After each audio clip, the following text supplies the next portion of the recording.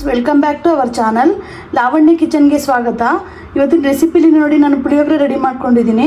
ತುಂಬ ಚೆನ್ನಾಗಿ ಬಂದಿದೆ ಮತ್ತು ಈಸಿಯಾಗೂ ಆಗುತ್ತೆ. ಇವತ್ತಿನ ವೀಡಿಯೋದಲ್ಲಿ ಇದನ್ನು ಯಾವ ಥರ ಮಾಡೋದು ಅಂತ ನಿಮಗೆಲ್ಲ ತೋರಿಸ್ಕೊಡ್ತೀನಿ.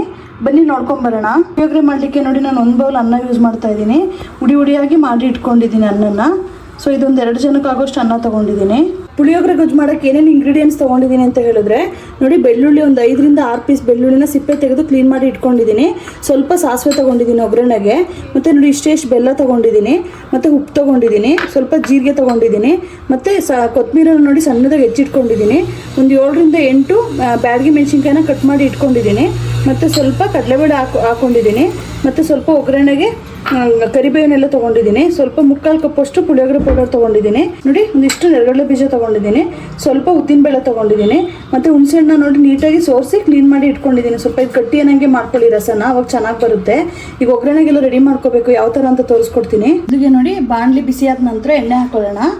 ಎಣ್ಣೆ ಎಷ್ಟು ಬೇಕು ನೋಡಿ ಹಾಕ್ಕೊಳ್ಳಿ. ಗುಜ್ಜಿಗೆ ಸಾಮಾನ್ಯ ಸ್ವಲ್ಪ ಜಾಸ್ತಿ ಇದ್ರೇ ಚೆನ್ನಾಗಿರುತ್ತೆ. ಒಂದು 4 ರಿಂದ 5 ಸ್ಪೂನ್ ಹಾಕ್ಕೊಳ್ಳೋಣ. ಏನು ಸಾಸಿವೆ ತೊಗೊಂಡಿದ್ದು ಹಾಕ್ತಾಯಿದ್ದೀನಿ. ಅದೇ ಇದಕ್ಕೆ ಸ್ವಲ್ಪ ಜೀರಿಗೆ ಹಾಕೋತಾ ಇದ್ದೀನಿ. ಜೀರಿಗೆನೂ ಅಷ್ಟೇ ಒಂದು ಅರ್ಧ ಟೀ ಸ್ಪೂನ್ ಅಷ್ಟು ತೊಗೊಂಡಿದ್ದೀನಿ ಅಷ್ಟೇ. ಮತ್ತು ನೋಡಿ ಅದೇ ಇದಕ್ಕೆ ಏನು ನೆರಗಡಲೆ ಬೀಜ ತೊಗೊಂಡಿದ್ದೆ ಅದು ಹಾಕ್ತಾಯಿದ್ದೀನಿ. ನಿಮಗೆ ನೆರಗಡಲೆ ಬೀಜ ಜಾಸ್ತಿ ಬೇಕು ಅಂದರೆ ಹಾಕೋಬೋದು. ನಾನು ಇಷ್ಟ ಹಾಕ್ತಾಯಿದ್ದೀನಿ.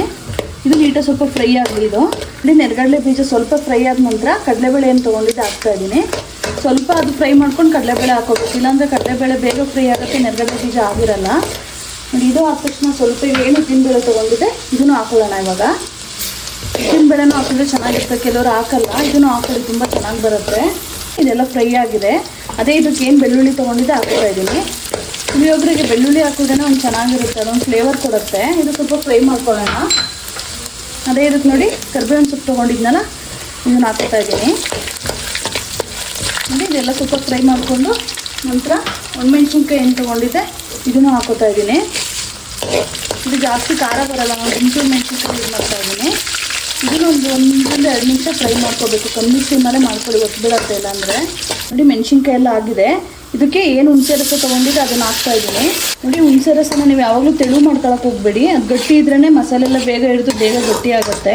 ನೀರು ಥರ ಮಾಡಿಕೊಂಡ್ರೆ ಅದೆಲ್ಲ ಕುದಿಲಿಕ್ಕೆ ಮತ್ತು ಗಟ್ಟಿ ಆಗಲಿಕ್ಕೆ ಟೈಮ್ ತೊಗೊಳತ್ತೆ. ನೋಡಿ ಹುಣಸೆ ರಸ ಸ್ವಲ್ಪ ಕುದೀತಿರುವಾಗಲೇ ಬೆಲ್ಲ ಏನು ತೊಗೊಂಡಿದ್ದೆ ಹಾಕ್ತಾಯಿದ್ದೀನಿ. ಬೆಲ್ಲ ಏನಕ್ಕೆ ಅಂತೇಳಿದ್ರೆ ಸ್ವಲ್ಪ ಖಾರನೂ ಹೊಡೆಯುತ್ತೆ ಮತ್ತು ಅದೇ ಒಂಥರ ಟೇಸ್ಟ್ ಬರುತ್ತೆ. ಸ್ವಲ್ಪ ಸ್ವೀಟ್ನೆಸ್ ಬರುತ್ತಲ್ಲ, ಅದೊಂಚೂರು ಟೇಸ್ಟ್ ಕೊಡುತ್ತೆ ಪುಳಿಯೋಗರೆ. ಸಾಮಾನ್ಯ ಬ್ರಾಹ್ಮಿಣ್ಸ್ ಎಲ್ಲ ಮಾಡೋದಿದ್ರೆ ಇದೇ ಥರ ಮಾಡ್ಕೊಡೋದು, ಚೆನ್ನಾಗಿ ಬರುತ್ತೆ. ಸ್ವಲ್ಪ ಕರಗಲಿ ಇದು. ನೋಡಿ ಇದೆಲ್ಲ ಕುದ್ದು ಸ್ವಲ್ಪ ಗಟ್ಟಿ ಬರ್ತಾ ಇದೆ. ಇದೇ ಇದಕ್ಕೆ ನಾನು ಸ್ವಲ್ಪ ಉಪ್ಪು ಸೇರಿಸ್ಕೊತೀನಿ. ರುಚಿಗೆ ಎಷ್ಟು ಬೇಕು ನೋಡಿ ಉಪ್ಪು ಹಾಕ್ಕೊಳ್ಳಿ. ಗೊಜ್ಜಲ್ಲೂ ಸ್ವಲ್ಪ ಉಪ್ಪಿನಂಶ ಎಲ್ಲ ಇರೋದ್ರಿಂದ ನೋಡಿ ಉಪ್ಪು ಹಾಕ್ಕೊಳ್ಳಿ. ನೋಡಿ ಅದೇ ಇದಕ್ಕೆ ಏನು ಪುಳಿಯೋಗರೆ ಪೌಡರ್ ತೊಗೊಂಡಿದ್ದು ಹಾಕೋತಾ ಇದ್ದೀನಿ. 3/4 ಕಪ್ಪಷ್ಟು ಹಾಕೋತಾ ಇದ್ದೀನಿ. ಹಾಕೊಂಡು ನೀಟಾಗಿ ಎಲ್ಲ ಮಿಕ್ಸ್ ಮಾಡಿಕೊಂಡು 1 ನಿಮಿಷ ಕುದಿಯೋಕ್ಕೆ ಬಿಡೋಣ, ಸಾಕು. ನೋಡಿ ಫೈನಲಿ ಗೊಜ್ಜು ರೆಡಿಯಾಗಿದೆ. ಈಗ ಅನ್ನ ಹಾಕ್ಕೊಂಡು ಮಿಕ್ಸ್ ಮಾಡ್ಕೊಳ್ಳೋಣ. ನೋಡಿ ನಾನು ಗೊಜ್ಜು ಸ್ವಲ್ಪ ಎತ್ತಿಟ್ಟಿದ್ದೀನಿ, ಮಾಡಿಟ್ಟಿದ್ನೆಲ್ಲ ಗೊಜ್ಜು ಎತ್ತಿಟ್ಟಿದ್ದೀನಿ. ಏಕೆಂದರೆ ಅನ್ನ ನೋಡಿ ಅನ್ನ ಹಾಕ್ಕೊಂಡು ಗೊಜ್ಜು ಹಾಕೋಬೋದು, ಜಾಸ್ತಿ ಆದರೆ ಚೆನ್ನಾಗಾಗಲ್ಲ. ನೋಡಿ ಫೈನಲಿ ಎಲ್ಲ ಮಿಕ್ಸ್ ಮಾಡಿಕೊಂಡು ರೆಡಿ ಮಾಡ್ಕೊಂಡಿದ್ದೀನಿ. ಅದೇ ಇದಕ್ಕೆ ಸ್ವಲ್ಪ ಕಟ್ ಮಾಡಿ ಇಟ್ಕೊಂಡಿದ್ನೆಲ್ಲ ಕೊತ್ತಂಬರಿ ಹಾಕ್ತಾಯಿದ್ದೀನಿ. ಇದನ್ನು ಹಾಕ್ಕೊಂಡು ಸ್ವಲ್ಪ ಮಿಕ್ಸ್ ಮಾಡಿಕೊಂಡ್ರೆ ಸಾಕು. ನೋಡಿ ಈ ಥರ ಮಿಕ್ಸ್ ಮಾಡಿಕೊಂಡು ರೆಡಿಯಾಗಿದೆ. ಈಗ ಒಂದು ಬೌಲ್ಗೆ ಹಾಕೊಳ್ಳೋಣ ಇದನ್ನು.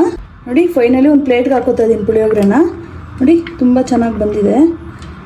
ಆ ಫ್ಲೇವರ್, ಒಂದು ಪುಳಿಯೋಗರೆ ಫ್ಲೇವರ್ ಚೆನ್ನಾಗಿ ಬರ್ತಾ ಇದೆ. ಪುಳಿಯೋಗರೆ ರೆಡಿ ಆಗಿದೆ. ನಮ್ಮ ಹತ್ರ ಟೈಮ್ ಇರಲ್ಲ ಅನ್ನೋರು, ಆಫೀಸ್ಗೆ ಹೋಗೋರೆಲ್ಲ ಈ ಥರ ಮಾಡ್ಕೊಳ್ಳಿ, ಬೇಗನೂ ಆಗುತ್ತೆ ಮತ್ತು ತುಂಬ ರುಚಿಯಾಗಿರುತ್ತೆ. ದಯವಿಟ್ಟು ಹೊಸದಾಗಿ ಯಾರು ನನ್ನ ಚಾನಲ್ ನೋಡ್ತಿದ್ದೀರಾ ಸಬ್ಸ್ಕ್ರೈಬ್ ಮಾಡಿ, ಲೈಕ್ ಮಾಡಿ, ಶೇರ್ ಮಾಡಿ.